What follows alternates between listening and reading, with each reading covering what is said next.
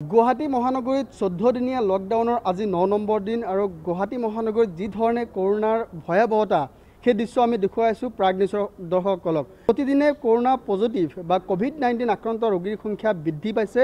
সমান্তৰালভাৱে স্বাস্থ্য বিভাগেও এক যুদ্ধংদেহী পৰিৱেশৰ মাজত এই কৰোনাৰ মহামাৰীৰ লগত যুদ্ধ কৰি আছে। যেহেতু স্বাস্থ্যমন্ত্ৰী হিমন্ত বিশ্ব শৰ্মা ঘোষণা কৰিছিল যে ৰেপিড টেষ্ট কৰা হ'ব, আধা ঘণ্টাৰ ভিতৰতে যিসকলে টেষ্ট কৰে তাৰ ৰিপৰ্ট ওলাব। সেয়েহে যোৱাকালিৰ পৰা আৰম্ভ হৈছে আৰু আজি মহানগৰীৰ বিভিন্ন ঠাইত অৰ্থাৎ ৱাৰ্ডে ৱাৰ্ডে চিকিৎসা কৰ্মীসকলে তেওঁলোকে টেষ্ট কৰি আছে। এই মুহূৰ্তত SB দেউৰা কলেজত আছোঁ আৰু এই মুহূৰ্তত মই সামগ্ৰিক পৰিৱেশ দেখুৱাইছোঁ।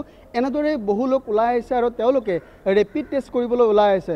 মই দৃশ্য দেখুৱাইছোঁ। সমান্তৰালভাৱে এই মুহূৰ্তত এটা বেয়া খবৰ যে ৰাতিপুৱাৰ পৰা যিহেতু আৰম্ভ হৈছে আৰু এই মুহূৰ্তত প্ৰায় তিনিজনকৈ কোভিড আক্ৰান্ত ৰোগী পোৱা গৈছে।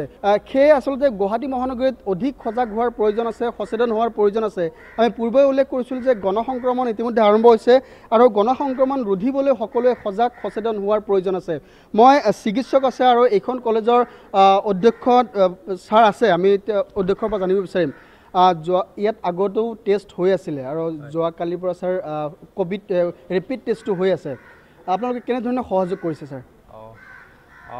যোৱা 25 তাৰিখৰ পৰা আমাৰ এই CCC বুলি কয় কোভিড কেয়াৰ চেণ্টাৰ এই আমাৰ মহাবিদ্যালয়ত স্থাপন হৈছে। তেতিয়াৰ পৰা প্ৰথমতে স্বাব কালেকশ্যন কৰিলে, তাৰপিছত যোৱা 3 তাৰিখৰ পৰা নেকি 3 তাৰিখৰ পৰা ইয়াত ৰেপিড এণ্টিজেন টেষ্ট বুলি যিটো কয়, যিটো 15 পৰা 30 মিনিটৰ ভিতৰত ৰিজাল্ট ওলায়, সেইটো হৈ আছে। আৰু গুৱাহাটীৰ ভিতৰত আমাৰ মহাবিদ্যালয়খনে একমাত্ৰ মহাবিদ্যালয়, বাকী 31টা ৱাৰ্ডত যি CCC এষ্টাব্লিছ হৈছে তাৰ ভিতৰত আমাৰখনে একমাত্ৰ মহাবিদ্যালয়, বাকীবিলাক স্কুলত হৈছে।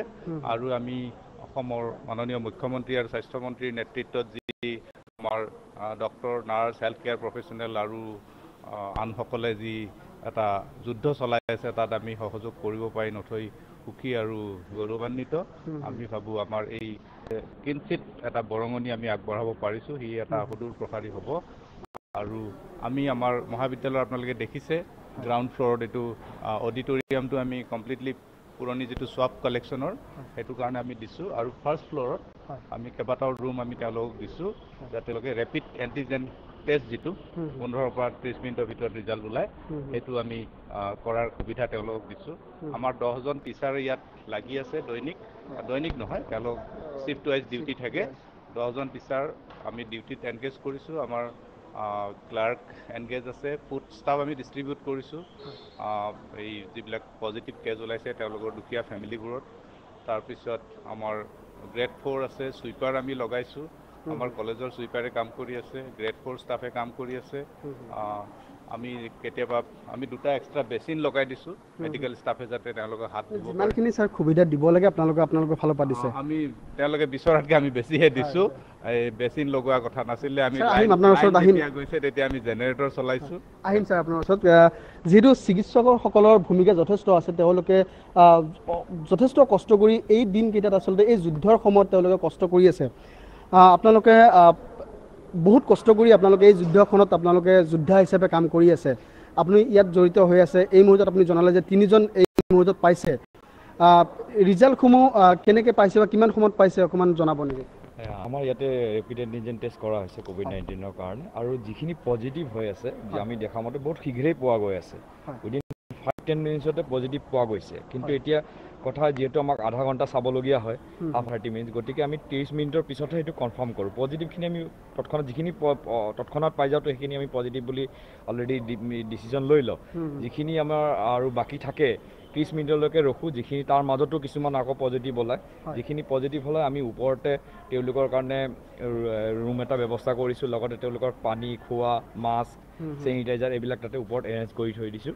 আৰু যিখিনি নিগেটিভ হয় তেওঁলোকে তললৈকে আহি আকৌ আমাৰ সোৱাব টেষ্ট দিয়া হয় ইয়াতে। তাৰপিছত ইয়াতে আমি 5 ডেজৰ কাৰণে হোম কোৱাৰেণ্টাইন কৰি দিছোঁ। একচুৱেলি 5 ডেজ বুলি ক'লে ভুল হ'ব, যেতিয়ালৈকে ৰিপৰ্ট নাহে তেতিয়ালৈকে হোম কোৱাৰেণ্টাইন কৰোঁ। হাতত চিলো লগাই দিয়া হৈ আছে, তেওঁলোকে ইয়াৰ পিছত ঘৰত যাব পাৰে, কিন্তু হোম কোৱাৰেণ্টাইন। যিখিনি পাইছে কোভিড পজিটিভ পাইছে, তেওঁলোকৰ কিবা চিমথম তেনেকুৱা পাইছে নেকি? তেনেকুৱা চিমথম কমেই আছে। কিছুমানৰ এইকেইদিনৰ ভিতৰত যিখিনি পাই আছোঁ তাতে কিছুমানৰ চৰ্দি কাহ অলপ থাকে, তেনেকুৱাই বহুত বেছি তেনেকুৱা একো পোৱা নাই, বা মাইল্ড ফিভাৰ থাকে কেতিয়াবা।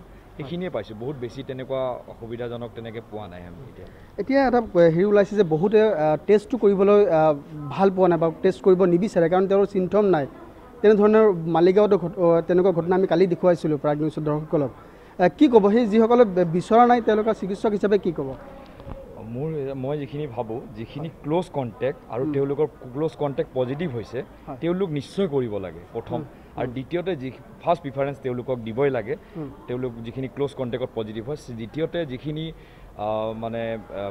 মানে ধৰক ঘৰৰ মানুহ পজিটিভ ওলাইছে তেনেকুৱাখিনি সেইখিনি মানুহ প্ৰথম আহি কৰিব লাগে আৰু চৰ্দি কাহ জ্বৰ মূৰৰ বিষ গাৰ বিষ আপোনাৰ পেটৰ প্ৰব্লেম ডায়েৰিয়াৰ দৰে তেনেকুৱা এনেও যিকোনো চিমটম থাকিলে প্ৰথমে কৰাই ল'ব লাগে এই দুটা মই ফাৰ্ষ্ট প্ৰিফাৰেঞ্চ বুলি ভাবোঁ তেওঁলোক কৰিবই লাগে তাৰপিছত ধৰক যিখিনি সন্দেহ আছে যে মোৰ পজিটিভ হ'ব পাৰে মই মানুহজনক লগ পাইছিলোঁ বা তেনেকৈ মানুহখিনি চবে যিহেতু লকডাউন চলি আছে বা মানুহখিনি ফ'ল' কৰি আছে দূৰত্ব ফ'ল' কৰি আছে mask social distance mask sanitiser এইবিলাক কৰাৰ পিছতো যদি সন্দেহ থাকে তেতিয়া কৰিবই লাগে কিন্তু যিখিনি মানুহ ক্ল'জ কণ্টেক্ট সেইখিনি কৰিবই লাগে প্ৰথমতে আৰু যিখিনি মানুহৰ এনি চিমটম চৰ্দি কাহ জ্বৰ তেওঁলোকে কৰাটো ফাৰ্ষ্ট প্ৰিফাৰেঞ্চ যোৱাকালি হিমন্ত বিশ্ব শৰ্মাই কৈছিলে যে পাৰ্চেণ্টটো কিছু কমিছে টেষ্টৰ অনুপাতে ক'ভিড পজিটিভৰ সংখ্যা অলপ কমিছে আপোনালোকেও তেনেকুৱা পাইছে নেকি কাৰণ বহুত টেষ্ট কৰিছে অলপ পাৰ্চেণ্ট একচুৱেলি প্ৰথম দুদিন যিমান পালোঁ আমি ই টেষ্ট মানে যিটো 15 মিনিট আধা ঘণ্টাৰ ভিতৰত ৰিপৰ্টটো ওলায়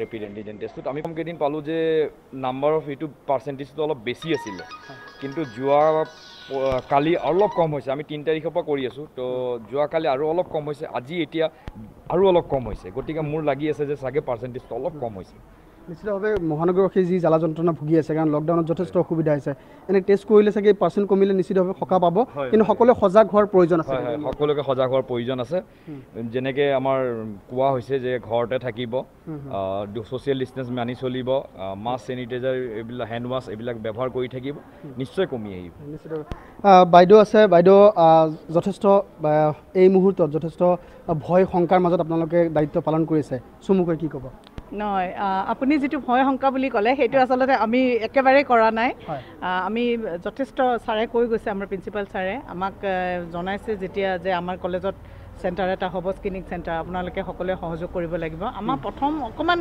আমি অলপ সন্দেহৰ আৱৰ্তত আছিলোঁ কাৰণ আমি কেনেকুৱা ধৰণৰ বস্তু আমাক একো ট্ৰেইনিং দিয়া হোৱা নাই আমি কি কাম কৰিব লাগিব আমি একো গম পোৱা নাছিলোঁ যেতিয়া কলেজলৈ আহিলোঁ আমি 28 তাৰিখৰ পৰা এনে আমাৰ ইয়াতে 27ৰ পৰা হৈছে ছাৰ আমি 25ৰ পৰা হৈছে আমি 28 তাৰিখে ডিউটিলৈ আহিলোঁ তেতিয়া গম পালোঁ যে নাই এইটোতো একো ভয় কৰিবলগীয়া কথা নহয় আজি ইমান 3-4 মাহ ধৰি ডক্টৰ নাৰ্ছ মেডিকেল টীম সকলোৱেতো লাগিয়ে আছে গতিকে তাত যদি আমি আমাৰ অকণমান হ'লেও আমি সহায় কৰিব পাৰোঁ সেইটোতো আমাৰ কাৰণে গৌৰৱৰ কথা আমি একেবাৰে ভয় শংকা কৰা নাই আৰু আমি যথেষ্ট মানে মানসিক শক্তি এটা পাইছোঁ যে আমি কিবা ধৰণৰ মানুহক অকণমান হ'লেও সহায় কৰিব পাৰিছোঁ সেইটো ছাৰ শেষত আপোনাৰ পৰা অকণমান ৰাইজলৈ আহ্বান এটা আপোনাৰ ফালৰ পৰা বহুতে শংকা হৈছে টেষ্ট কৰা নাই বা বহুতে বিভিন্ন ধৰণৰ মন্তব্য কৰিছে হয় নহয় ৰাইজলৈ আপোনাৰ এটা বাৰ্তা ৰাইজলৈ বাৰ্তা মই দিব পৰা নাই মন্ত্ৰী মহোদয়ে সদায় কৈ আছে আৰু ডক্টৰে ইতিমধ্যে ক'লে যিখিনি চিমটমেটিক হয়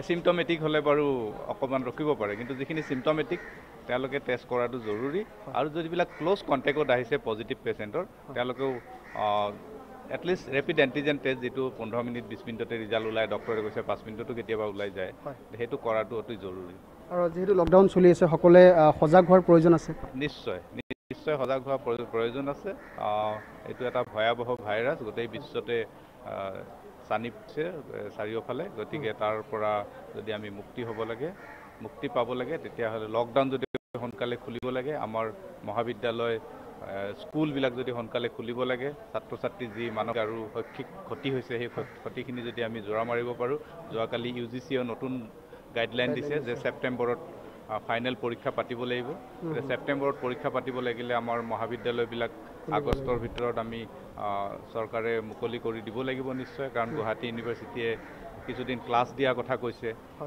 যে যিখিনি ল'ৰা ছোৱালী অনলাইন ক্লাছ কৰিব পৰা নাই তেওঁলোকক সুবিধা দিবৰ কাৰণে যদি ছেপ্টেম্বৰত পৰীক্ষা হয় আগষ্টত তেওঁলোকে গুৱাহাটী ইউনিভাৰ্চিটি অলৰেডি ডিক্লেয়াৰ কৰিছে পৰীক্ষাৰ আগত এমাহ ক্লাছ দিব সেইখিনি ছাত্ৰ ছাত্ৰী যিখিনি অনলাইন ক্লাছৰ সুবিধা পোৱা নাই ইণ্টাৰনেট নাই স্মাৰ্টফোন নাই গতিকে সেইটো এটা আমাৰ সামাজিক দায়িত্ব সেইখিনি দুখীয়া ছাত্ৰ ছাত্ৰীক আমি সুবিধা দিব লাগিব গতিকে সোনকালে যদি মানুহ যিমান আগবাঢ়ি আহে টেষ্ট কৰে নিগেটিভ হয় গোটেই সমাজৰ পৰা যদি ভাইৰাছটো কমি যায় তেতিয়াহ'লে আমাৰ বিদ্যালয় মহাবিদ্যালয়বিলাক ঘূৰি আহিব নিশ্চিতভাৱে এয়া আছিল এছ বি দেউৰা কলেজৰ দৃশ্য আৰু দৃশ্য আমি দেখুৱালে ইয়াত ৰেপিড টেষ্ট হৈ আছে আৰু বহুতে আগবাঢ়ি আহিছে কিন্তু এতিয়াও বহু ঠাইত কিন্তু সজাগ হোৱা নাই বহুতে টেষ্ট কৰিবলৈ অমান্তি হৈছে তেওঁলোকৰ কোনো চিমটম নোহোৱাৰ কাৰণে টেষ্ট কৰিবলৈ অমান্তি হৈছে কিন্তু চিকিৎসকসকলে জনাইছে যে টেষ্ট কৰাটো নিজৰ কাৰণে ভাল কাৰণ নিজে দেহত আছেনে নাই নিজে আধা ঘণ্টাৰ ভিতৰতে আচলতে তাৰে প্ৰমাণটো পাই যাব মুঠৰ ওপৰত গুৱাহাটীৰ ভয়াৱহতা ৰোধ কৰিবলৈ হ'লে সকলোৱে সজাগ সচেতন হ'ব লাগিব কাৰণ এই মহামাৰী বিধক কোনেও যিহেতু এতিয়ালৈকে কোনো ধৰণৰ মেডিচিন যিহেতু তৈয়াৰ হোৱা নাই তেনেস্থলত সকলোৱে সজাগ সচেতন হ'লে নিশ্চিতভাৱে এই মহামাৰীৰ পৰা ৰোধ হ'ব